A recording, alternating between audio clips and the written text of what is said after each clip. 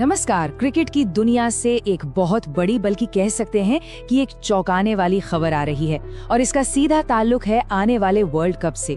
जी, एक ऐसा विवाद खड़ा हो गया है जिसने इतना तूल पकड़ा है कि अब तो पूरे टूर्नामेंट पर ही संकट के बादल मंडराने लगे हैं।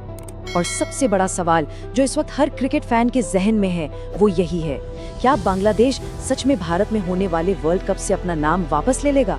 ये सवाल ही अपने आप में पूरी क्रिकेट दुनिया को हिला देने वाला है। तो चलिए इस पूरे मामले की तह तक चलते हैं और जानते हैं कि आखिर हुआ क्या है। तो कहानी शुरू होती है उस खबर से जिसने सचमुच क्रिकेट जगत में एक सनसनी फैला दी है। जी हाँ, खबर बिल्कुल साफ है और चौंकाने वाली भी। बांग्लादेश क्रिकेट बोर्ड ने ऑफिशियली ये ऐलान कर दिया है कि उनकी टीम वर्ल्ड कप के लिए भारत नहीं आएगी। सीधा सीधा मना कर दिया है। इसका मतलब ये हुआ कि कोलकाता और मुंबई में जो उनके बड़े मैच होने वाले थे उन पर अब एक बहुत बड़ा सवालिया निशान लग गया है। और एक बात साफ कर दें, ये कोई खोखली धमकी या सिर्फ मीडिया के बातें नहीं है। ये बांग्लादेश क्रिकेट बोर्ड का एक बहुत ही कड़ा और औपचारिक फैसला है। उन्होंने बाकायदा ये बात दुनिया को बता दी है। तो आखिर वजह क्या बताई उन्होंने? देखिए, सबसे पहले तो उन्होंने कहा कि वो अपनी टीम को भारत नहीं भेज रहे हैं। फिर उन्होंने अपने प्लेयर्स की सेफ्टी, उनकी सुरक्षा को लेकर चिंता जताई। और सिर्फ इतना ही नहीं, उन्होंने भारत और बांग्लादेश के बीच जो राजनीतिक रिश्ते हैं जो थोड़े बिगड़ रहे हैं उसका भी हवाला दिया। और इस सब पर मोहर लगाते हुए उन्होंने आईसीसी को एक ऑफिशियल लेटर भी लिख दिया।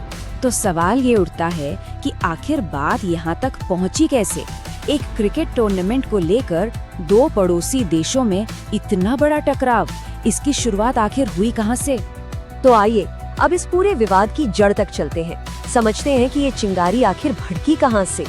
हैरानी की बात है कि इस पूरे बवंडर की शुरुआत किसी बड़े राजनीतिक मुद्दे से नहीं बल्कि एक खिलाड़ी से हुई। और वो खिलाड़ी हैं बांग्लादेश के जाने माने तेज गेंदबाज मुस्तफिजुर रहमान। तो देखिए हुआ क्या, स्टेप बाय स्टेप। सबसे पहले मुस्तफिजुर रहमान को उनकी आईपीएल टीम केकेआर यानी कोलकाता नाइट राइडर्स ने रिलीज कर दिया। अब देखिए, ये आईपीएल में बहुत आम बात है, खिलाड़ी रिलीज होते हैं, खरीदे जाते हैं। लेकिन असली ट्विस्ट इसके बाद आया। बीसीसीआई ने मुस्तफिजुर पर एक वेब बैन लगा दिया, मतलब उनकी कुछ ऑनलाइन एक्टिविटीज पर पाबंदी लगा दी गई। और बस यहीं से मामला बिगड़ना शुरू हो गया। इस बैन के लगते ही बांग्लादेश के जो खेल मंत्री हैं आसिफ नजरुल, वो भड़क गए और उन्होंने सोशल मीडिया पर इस फैसले के खिलाफ खुलकर अपनी नाराजगी जाहिर कर दी। उन्होंने फेसबुक पर एक पोस्ट लिखा जो देखते ही देखते वायरल हो गया। उन्होंने साफ साफ कह दिया कि हम किसी भी कीमत पर बांग्लादेशी क्रिकेटर्स या खुद बांग्लादेश का कोई अपमान बर्दाश्त नहीं करेंगे। इस एक लाइन ने, आप समझिए, क्रिकेट के एक छोटे से विवाद को सीधे सीधे दो देशों के सम्मान का मुद्दा बना दिया। और मामला यही नहीं रुका। इसके बाद तो उन्होंने एक और बड़ा कदम उठाया। उन्होंने बांग्लादेश के सूचना और प्रसारण मंत्रालय से अपील कर दी कि भारत की इस ग्लैमरस लीग यानी आईपीएल का टेलीकास्ट ही पूरे बांग्लादेश में रोक दिया जाए। मतलब सीधी टक्कर। तो जब एक देश के मंत्री इस तरह का बयान दें तो जाहिर है कि खेल का मैदान अब राजनीति का अखाड़ा बन ही जाएगा। और ऐसा ही हुआ। भारत में भी इस पर जमकर सियासत हुई। अब भारत की तरफ से भी रिएक्शन आने शुरू हुए। सबसे पहले कांग्रेस सांसद शशि थरूर का बयान आया। उन्होंने एक सधी हुई बात कही कि भाई खेल को राजनीति से दूर रखना चाहिए, इसे राजनीतिक नाकामियों का बोझ उठाने वाला नहीं बनाना चाहिए। लेकिन हर किसी का रुख ऐसा नहीं था। एक और नेता प्रियांक खरगे ने केकेआर के मालिक शाहरुख खान का बचाव करते हुए एक अलग ही एंगल दिया। उनका कहना था कि भाई आप नियम फॉलो करने वालों पर सवाल क्यों उठा रहे हो? सवाल तो नियम बनाने वालों से होना चाहिए, यानी बीसीसीआई और आईसीसी से। और फिर उन्होंने एक बहुत तीखा सवाल दाग दिया कि अगर शाहरुख खान देशद्रोही हैं, तो क्या फिर बीसीसीआई और आईसीसी भी देशद्रोही हैं? और फिर इस बहस में एक तीसरा और बिल्कुल अलग नजरिया सामने आया। बीजेपी सांसद दिनेश शर्मा ने इस पूरे क्रिकेट विवाद को बांग्लादेश के आंतरिक मामलों से जोड़ दिया।